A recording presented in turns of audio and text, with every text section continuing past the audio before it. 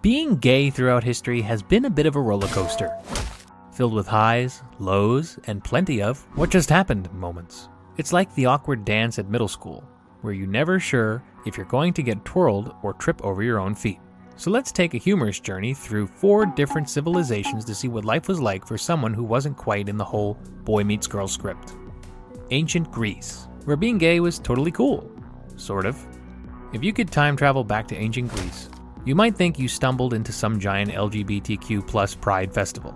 To be gay in Greece was like being a hipster before hipsters existed. Trendy and cultured. Everyone was discussing philosophy, wearing togas, and acting all artsy. Socrates and Plato, the Greek intellectual big shots, were basically writing fan fiction about love between men. In their society, it was seen as a way for older men to mentor younger men, which sounds questionable today, but was considered noble back then. In Athens, this mentor relationship, called pederasty, was common, but it was more about education and guidance, mixed with a bit of romance. Of course, this wasn't the Netflix and chill situation you might imagine today. Relationships between men were about learning virtues like bravery and honor. It's like having a gym coach who also writes you love poems. Being openly gay wasn't a big deal unless you wanted to marry your boyfriend and raise a family, which, wasn't part of the ancient Greek handbook. But here's where it gets interesting.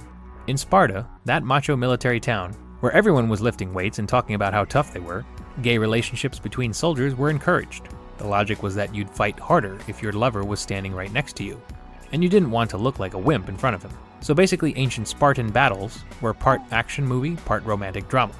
Love and war, quite literally. However, let's not forget that being gay in ancient Greece had its limits. Women, unfortunately, didn't get to have the same fun. Lesbians existed. Hello, Sappho from the island of Lesbos, but their relationships weren't as celebrated or discussed. The men were too busy philosophizing about their own relationships to notice. Verdict? If you were a gay man in ancient Greece, you were basically living in a posh, gay-friendly neighborhood, with the occasional annoying restriction. For women, it was more like being stuck in the corner of that same neighborhood, waving a rainbow flag while no one paid attention. Ancient Rome. It's complicated. Now let's sail across the Mediterranean to ancient Rome. If Greece was the cool art student, Rome was the overly serious law major. Romans borrowed a lot from the Greeks, because why invent new stuff when your neighbor already has cool ideas? But they had their own twist on things. Rome was a no-nonsense kind of place. It was all about duty, honor, and conquering pretty much everything. While the Greeks saw male relationships as educational, the Romans had a stricter rulebook. For them, being gay was cool if you were the one in charge. Basically, if you were the dominant partner. No one cared who you were sleeping with, but if you were the passive partner, suddenly everyone was gossiping like it was high school. Imagine the social scene. Roman senators draped in fancy togas, whispering behind each other's backs. Did you hear about Marcus? I heard he's, not the dominant type. It was all about preserving masculinity, as if being gay automatically gave someone the ability to knit or decorate pottery better. Emperor Nero? Oh, he threw that rulebook right out the window. Nero married 2 men, and nobody could really tell him otherwise because, well, he was the emperor. Nero was the you do you of ancient Rome, but most other Romans weren't so chill. And of course, like in Greece, it wasn't all fun for the ladies. Female same-sex relationships weren't on the public radar.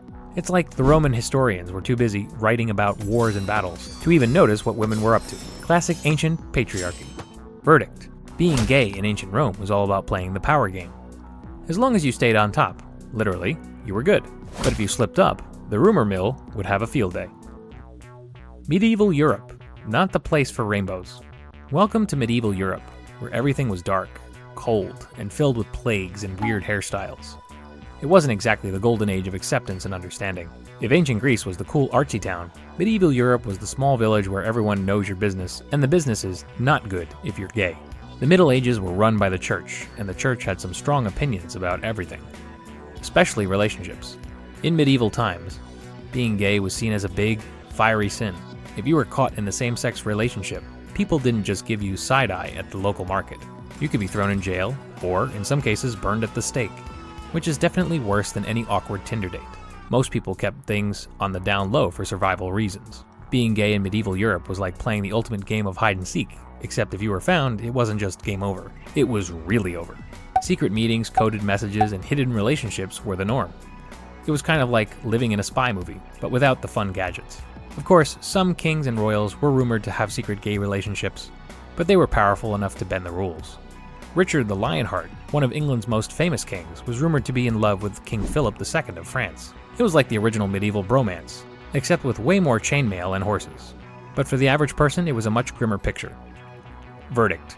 Medieval Europe was like the party where no one's having fun, and the host, the church, kept telling you what you can't do. It was all whispers, secrets, and hiding in shadows. 19th century England. Gays, glamour, and guilt. Fast forward to the 19th century, and things get even weirder. Picture yourself in England, in the Victorian era, where everything is prim and proper on the outside, but bubbling with scandals beneath the surface.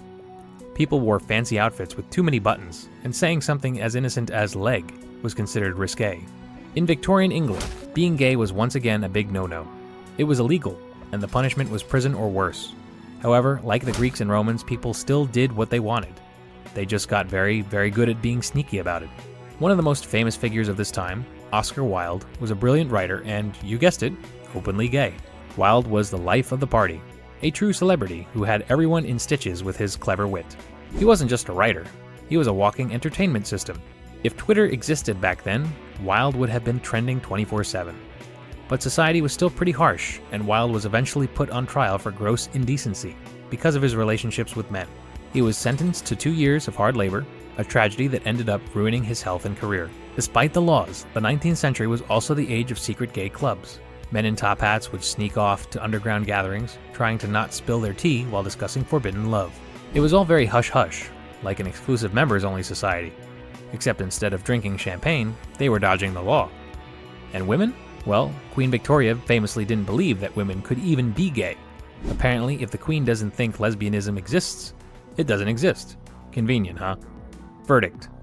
19th century England was like a stuffy old theater show, where everyone was pretending to be proper, but behind the curtain people were living double lives.